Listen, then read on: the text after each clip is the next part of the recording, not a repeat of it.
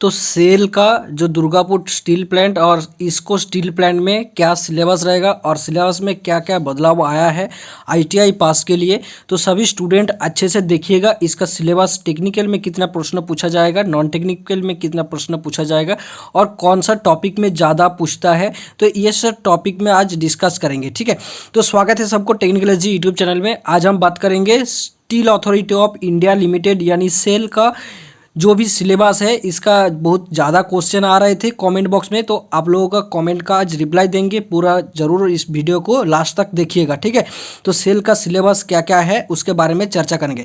तो यहाँ पर देखिए, आप लोग देख सकते हैं टेक्निकल जो क्वेश्चन है 80 क्वेश्चन रहता है और नॉन टेक्निकल में 20 क्वेश्चन रहता है। ठीक है, और टेक्निकल में कौन सा सब्जेक्ट से क्वेश्चन पूछेगा यानी कौन सा टॉपिक है, और नॉन टेक्निकल में कौन सा टॉपिक है उसके पूरा कवर करेंगे। तो मैंने सेल का पुराना क्वेश्चन से ये सब टॉपिक बनाया है अपने खुद से।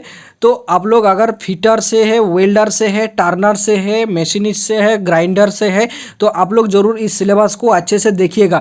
ये जो आईएसपी यानी इसको स्टील प्लांट और डीएसपी, ठीक है, दुर्गापुर स्टील प्लांट में अगर आपने अप्लाई किए हैं तो आप लोग ज़रूर इस तैयारी को अच्छे से देखिएगा। और इसका जो प्रीवियस ईयर्स का क्वेश्चन है, सेल आरएसपी का हमारे पास क्वेश्चन है, तो उसका भी वीडियो आपको कल ही मिल जाएगा। तो आप लोग ज़रूर इस चैनल को सब्सक्राइब करके रखिएगा। ठीक है, तो हम एक एक करके पूरा टॉपिक को डिस्कस करेंगे, तो आप लोग वीडियो के साथ जरूर पूरा जुड़े रहिएगा। ठीक है, तो देखिए टेक्निकल क्वेश्चन में कितना पूछा जाएगा, 80 क्वेश्चन आपको पूछा जाएगा और नॉन टेक्निकल में 20 क्वेश्चन पूछा जाएगा।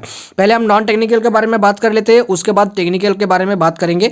तो नॉन टेक्निकल में आप लोग देख सकते हैं जनरल नॉलेज, उसमें ऑल इंडिया और ऑल स्टेट और स्पोर्ट्स, ठीक है, उससे आपको तैयारी करना है। ठीक है, नेक्स्ट आप देख सकते हैं मैथमेटिक्स। मैथमेटिक्स में कौन सा सिंप्लीफिकेशन होता है, जैसे कि जो एलजेब्रा होता है उसी से क्वेश्चन पूछा जाता है, यानी 10th सिलेबस का अगर जो भी क्वेश्चन होता है उससे ही पूछता है। ठीक है, सेल में। और इंग्लिश में ज़्यादातर ग्रामर जो आर्टिकल होता है उससे ही प्रश्न पूछा जाता है, ज़्यादा प्रश्न नहीं पूछता है, 20 प्रश्न पूछता है। तो इसमें इंग्लिश 2-3 क्वेश्चन आ जाता है।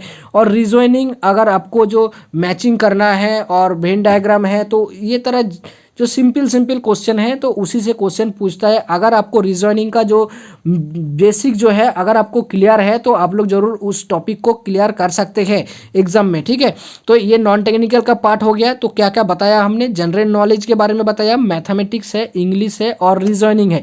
आप बात करेंगे टेक्निकल का क्वेश्चन 80 क्वेश्चन कहाँ से आपको देगा। तो जनरली ये फिटर का क्वेश्चन से हमने एनालिसिस किए हैं। तो फिटर का यहाँ पर आप लोग देखिएगा कौन सा टॉपिक है, आप लोग अच्छे से यहाँ पर कवर होगा आपका।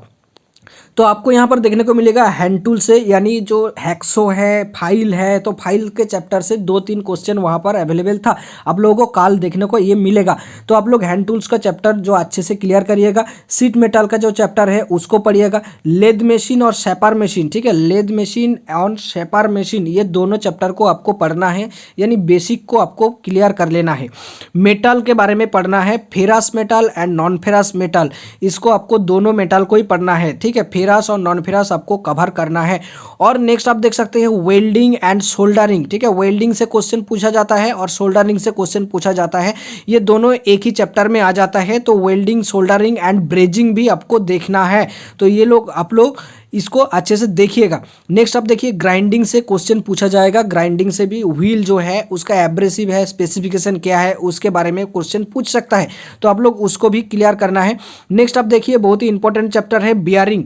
तो बियरिंग से क्वेश्चन पूछा जाता है, जैसे कि जो भी बियरिंग है, types and bearing, bearing material है, उससे क्वेश्चन आपको पूछ सकता है। नेक्स्ट आप देख सकते हैं ये कास्टिंग एंड मोल्डिंग। तो ये फिटर का सिलेबस में नहीं है, तो पहले पुराना जो सिलेबस था उसमें कास्टिंग एंड मोल्डिंग इसको आपको देखने को मिलेगा। तो आपको गूगल से सर्च कर लेना है कास्टिंग एंड मोल्डिंग, तो उसी से आपको थोड़ा सा प्रिपरेशन करके जाना है। तो कास्टिंग एंड मोल्डिंग से भी क्वेश्चन अवेलेबल है वहाँ पर। आरएसपी का जो क्वेश्चन है हमने उसको जब रिवीजन करेंगे तो उसको आपको देखने को मिलेगा। तो आपको कास्टिंग मोल्डिंग उसी से भी जो प्रिपरेशन करना है। और उसके बाद heat treatment, surface hardening, coating process, जो कॉरोजन होता है, तो हीट ट्रीटमेंट चैप्टर से बहुत ज़्यादा ही इंपॉर्टेंट है, क्योंकि आपको डीआरडीओ एग्जाम में आपको देखने को मिला है कि डीआरडीओ में हीट ट्रीटमेंट से 3 से 4 क्वेश्चन पूछा गया है, यानी एनेलिंग, हीट ट्रीटमेंट का जो भी प्रोसेस है, टेम्परिंग है, हार्डनिंग है, उससे क्वेश्चन पूछा है। और सरफेस हार्डनिंग से भी क्वेश्चन पूछा है, कोटिंग से भी यहाँ पर सेल में क्वेश्चन अवेलेबल है। तो आप लोग इस चैप्टर को, हीट ट्रीटमेंट पूरा चैप्टर को आपको अच्छे से कवर करना है। नेक्स्ट आप ड्रिलिंग से पढ़िएगा, रिवेटिंग से पढ़िएगा, लिमिट फिट टॉलरेंस, जो लिमिट फिट टॉलरेंस से डीआरडीओ में क्वेश्चन ज़्यादातर नहीं आया था, तो सभी शिफ्ट का बारे में तो हम बात नहीं कर सकते, लेकिन मैंने जिस शिफ्ट का क्वेश्चन मेरे पास आया था डीआरडीओ का, तो उसमें लिमिट फिट का चैप्टर से क्वेश्चन एक भी नहीं था। लेकिन आपका सेल में इस चैप्टर से क्वेश्चन आने वाला है, क्योंकि सेल में इसका चैप्टर बहुत ही इंपॉर्टेंट होता है।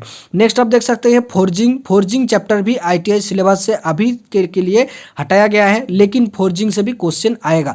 नेक्स्ट आप देख सकते हैं पावर ट्रांसमिशन, यानी पावर ट्रांसमिशन में आपको गियर है, पुली है, बेल्ट है, तो ये सब में आपको क्वेश्चन देखने को मिलेगा, तो आपको पावर ट्रांसमिशन भी पढ़ना है।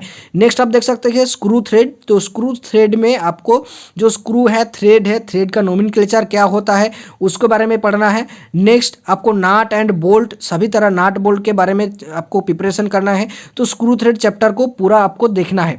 नेक्स्ट आप देखिएगा कि मटेरियल हैंडलिंग, ठीक है, मटेरियल हैंडलिंग का भी चैप्टर आपको कवर करना है, यानी मटेरियल हैंडलिंग में जो क्रेन का उपयोग होता है, क्रेन कैसे ऑपरेट होता है, तो ये सबसे क्वेश्चन पूछे जाते हैं। और इसके साथ साथ प्रिवेंटिव मेंटेनेंस को भी आपको देख लेना है, यानी आईटीआई का जो भी सिलेबस है फिटर का, तो उसके साथ साथ जो भी चैप्टर के बारे में एक्स्ट्रा हमने बताया है, तो उसको भी आपको प्रिपरेशन उसके साथ कर लेना है।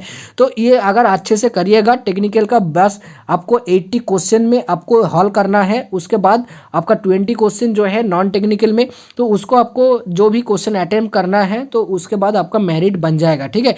तो आप देख सकते हैं इसका आईएसपी और डीएसपी, यानी इसको स्टील प्लांट और डीएसपी यानी दुर्गापुर स्टील प्लांट में अगर आपने अप्लाई किए हैं, तो आप लोग इसी सिलेबस में आपको कवर करना है, ठीक है। बाकी आपको जो भी पूछना है आप कमेंट बॉक्स में नीचे बता सकते हैं, और हमारे टेलीग्राम चैनल है तो उसमें आप लोग जुड़ जाइएगा, क्योंकि हर तरह क्विक अपडेट आपको मिलते रहेगा, ठीक है। तो कमेंट आपके लिए खोला गया है, कमेंट आप लोग करके बता सकते हैं, आपका जो भी मन में आया है तो आप लोग जरूर कमेंट करके बताइए। तो चलिए आज के लिए वीडियो इतने, देखते रहेगा टेक्निकल एसजी यूट्यूब चैनल को, और वीडियो का अच्छा लगे तो लाइक कीजिए, और चैनल को अभी तक सब्सक्राइब नहीं किया तो सब्सक्राइब कर दीजिए।